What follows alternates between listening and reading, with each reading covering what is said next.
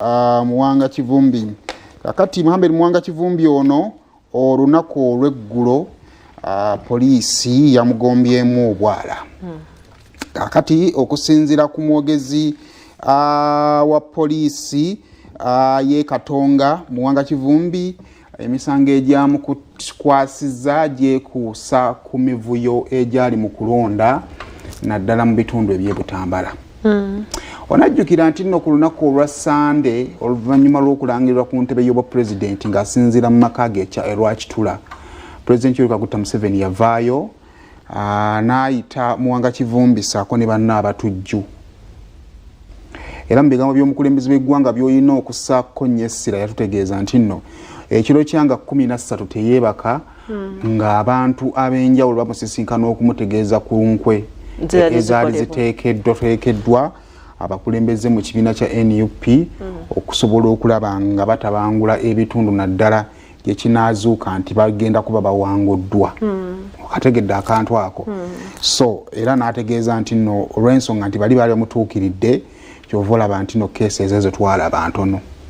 Kakati Muwanga Kivumbi bw'amala owulira ebigambo by'omukulembeze w'eggwanga n'ayita ab'amawulire abalage ku kyabadde abategeeze yali yavaayo dda ewaka n'atulaga ebyali ewaka. Naye omukulembeze w'eggwanga bw'avaayo abamawulire n'abayita mu maka ge ne Kampala okwandibadde ng'okulitaliyeetinga ku bigambo omukulembeze w'eggwanga yali akoze ayogedde ng'agamba nti omukulembeze ali misinformed, byayogera n'ebyali ku ground byawukanira ddala. Kakati ekizibu bwe kikyali kwe kumanya amazima mu byogerwa, kuba ebyogerwa byogera naye amazima amatuufu we gali. Lwaki?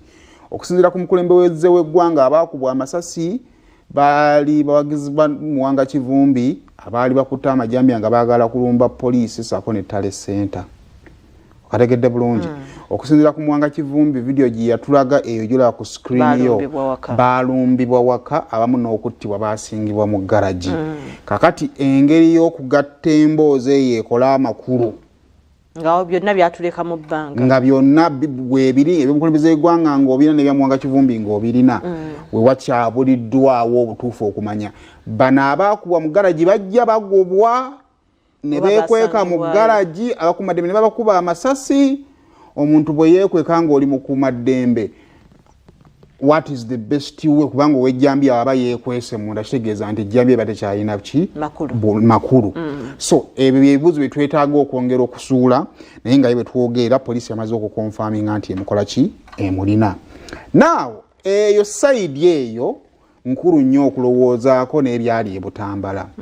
Wabula mu kkooti Muwanga Kivumbi z'ayambala mwe muli eyamyuka omukulembeze w'ekibiina kya NUP mu Buganda. Kakati David Lewis Lubongoya aba akola omuntu ow'okusatu ku bana abamyuka Robert Kyagulanyi Ssentamu nga bakwate essaawa zino.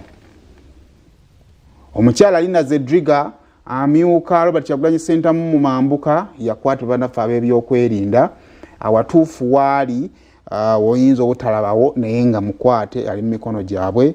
Omukyala amanyiddwa nga Susan Kamushaba naye yakwatibwa amyuka Robert Kyagulanyi Ssentamu mu Western Uganda.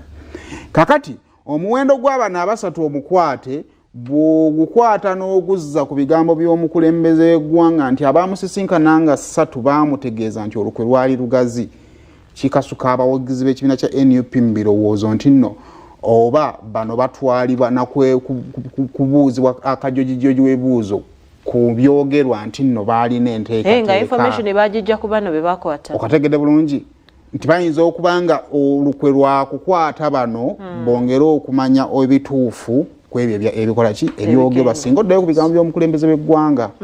Kakati kino kigenza okubeerawo ng'ate akulira ekibiina kya National Unity Platform Robert Kyagulanyi Ssentamu ewuwe taliiyo era nga mu bigambo ebituufu ali mu kwekweka aliira ku nsiko.